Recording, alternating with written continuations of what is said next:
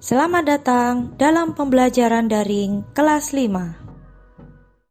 Assalamualaikum warahmatullahi wabarakatuh. Selamat pagi dan salam semangat anak-anakku kelas 5. Bagaimana kabar kalian? Semoga kalian selalu sehat ya. Kita awali pembelajaran hari ini dengan berdoa agar kalian diberikan kemudahan untuk berpikir dan menerima ilmu yang bermanfaat.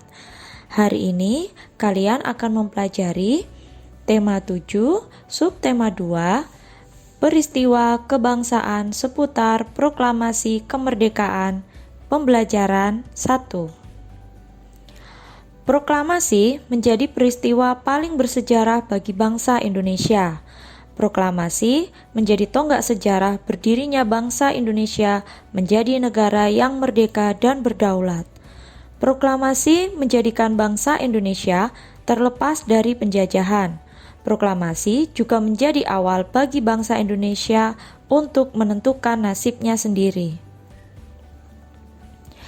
Pada akhir bulan Juli 1945, Jepang menyetujui pemberian kemerdekaan kepada Indonesia pada tanggal 7 September 1945.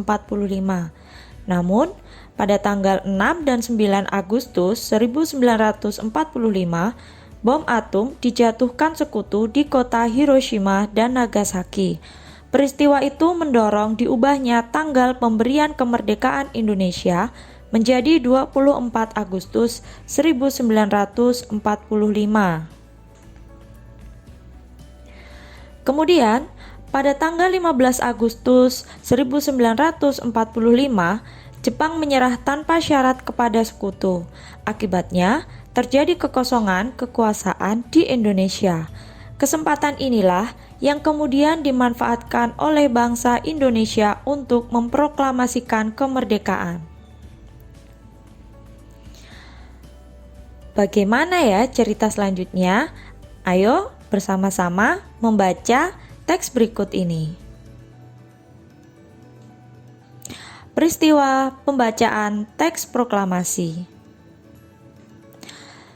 Pembacaan teks proklamasi kemerdekaan dilaksanakan pada hari Jumat, tanggal 17 Agustus 1945. Sejak pagi telah dilakukan persiapan di Rumah Insinyur Soekarno untuk menyambut proklamasi kemerdekaan Indonesia. Banyak tokoh pergerakan nasional beserta rakyat berkumpul di tempat itu. Mereka ingin menyaksikan pembacaan teks proklamasi kemerdekaan Indonesia. Sesuai kesepakatan yang diambil di Rumah Laksamana Maida, para tokoh Indonesia menjelang pukul 10.30 waktu Jawa zaman Jepang atau pukul 10 waktu Indonesia Barat telah berdatangan ke Rumah Insinyur Soekarno. Mereka hadir untuk menjadi saksi pembacaan teks proklamasi kemerdekaan Indonesia. Acara yang disusun dalam upacara di kediaman Insinyur Soekarno itu antara lain sebagai berikut. Pembacaan teks proklamasi kemerdekaan Indonesia, kemudian pengibaran bendera merah putih, dan selanjutnya sambutan Wali Kota Suwiryo dan Dr. Muwardi. Upacara proklamasi kemerdekaan berlangsung tanpa protokol. Latif Hendraningrat memberi aba-aba siap kepada semua barisan pemuda. Semua yang hadir berdiri tegak dengan sikap sempurna. Suasana menjadi sangat hening.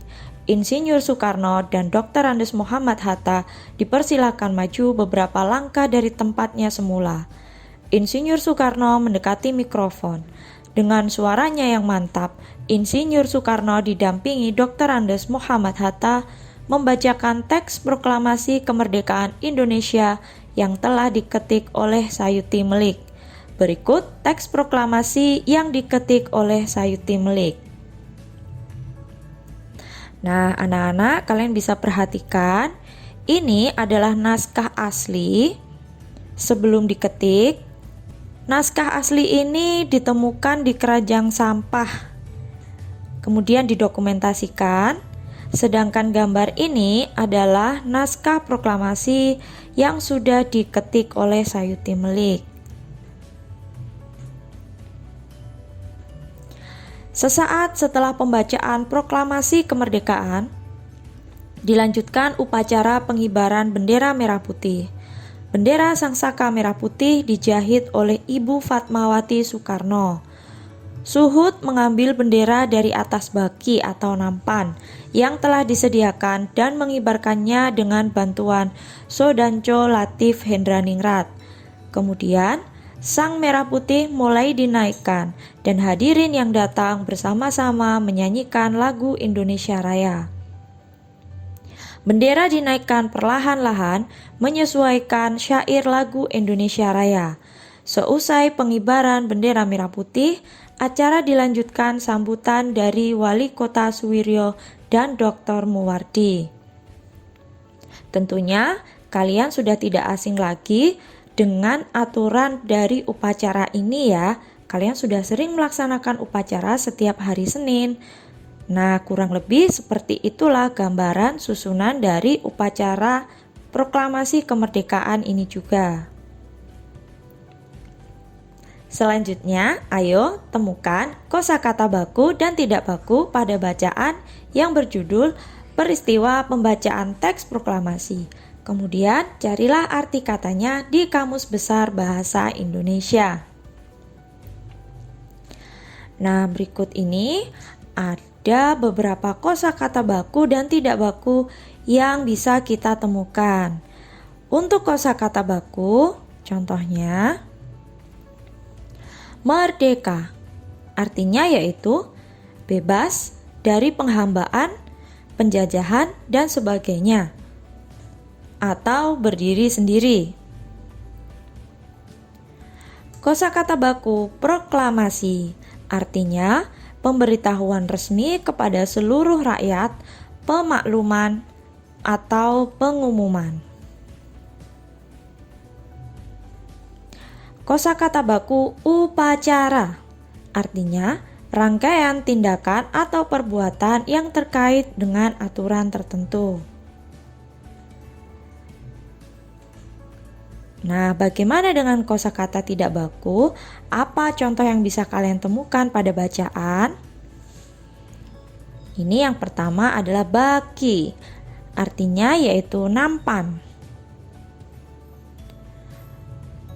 Kosakata selanjutnya yaitu sodanco, artinya pangkat dalam militer Jepang.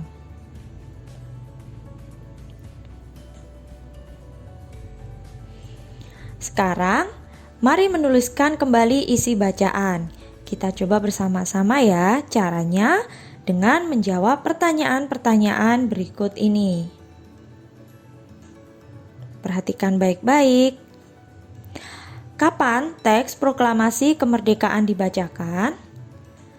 Kapan anak-anak? Pasti kalian sudah hafal kan? Ya, pada hari Jumat tanggal 17 Agustus 1945. Setiap 17 Agustus kita selalu memperingati Hari Kemerdekaan Republik Indonesia. Di mana teks proklamasi dibacakan? Tempat pembacaannya yaitu di Rumah Insinyur Soekarno. Siapakah yang membuat dan membacakan teks proklamasi kemerdekaan? Nah, yang membacakan teks proklamasi kemerdekaan yaitu Presiden pertama Republik Indonesia, Insinyur Soekarno, didampingi oleh Dr. Andes Muhammad Hatta. Siapa sajakah tokoh yang hadir pada acara pembacaan teks proklamasi?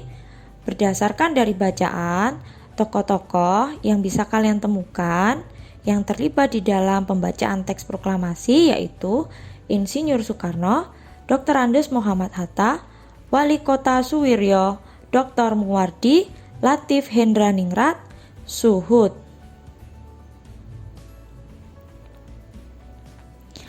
Apa saja susunan acara yang dilakukan pada pembacaan teks proklamasi? Nah, ada 3 acara utama, yaitu pembacaan teks proklamasi kemerdekaan Indonesia, kemudian pengibaran bendera merah putih, dan sambutan Wali Kota Suwiryo dan Dr. Muwardi. Nah, anak-anak, coba kalian amati sekeliling kalian. Bagaimanakah suhu udara saat ini? Panas ataukah dingin? Suhu udara yang kita rasakan sangat terpengaruh oleh sinar matahari.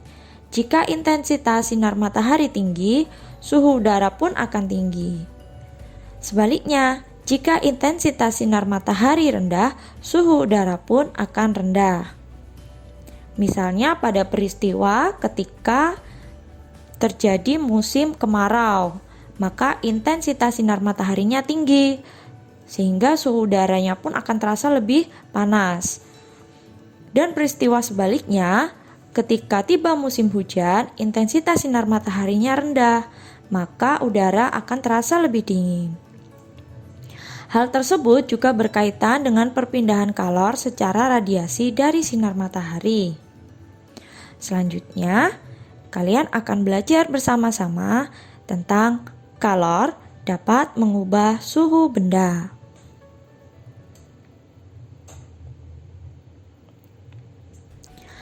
Kalor didefinisikan sebagai energi panas yang dimiliki oleh benda.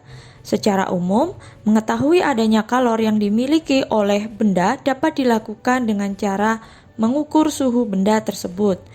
Jika suhu benda tinggi, kalor yang dikandung oleh benda juga besar.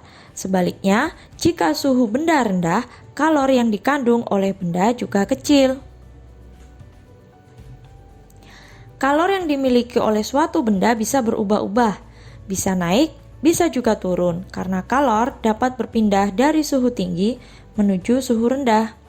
Contoh, bahwa kalor dapat mengubah suhu benda, yaitu pada peristiwa air panas memiliki suhu tinggi, air dingin memiliki suhu rendah. Apabila kedua air dicampur, campuran itu akan menghasilkan suhu baru. Suhu rendah akan meningkat karena menerima panas yang bersuhu dingin. Airnya akan menjadi hangat ya jika ada air panas, kemudian kalian campur dengan air dingin, maka hasilnya adalah suhu baru, yaitu airnya akan menjadi hangat. Nah, peristiwa-peristiwa dalam kehidupan sehari-hari yang menunjukkan adanya perubahan suhu benda yang disebabkan oleh kalor adalah sebagai berikut. Besi yang dibakar akan menjadi panas. Besi yang awalnya dingin, jika diberikan kalor atau dipanaskan, maka dia akan menjadi panas. Saat memasak air akan menjadi panas. Air dingin sebelum dididihkan, maka suhunya rendah. Ketika dia diberikan kalor, maka suhunya akan naik atau air menjadi panas. Saat siang hari, tubuh akan terasa panas jika berjalan di bawah sinar matahari.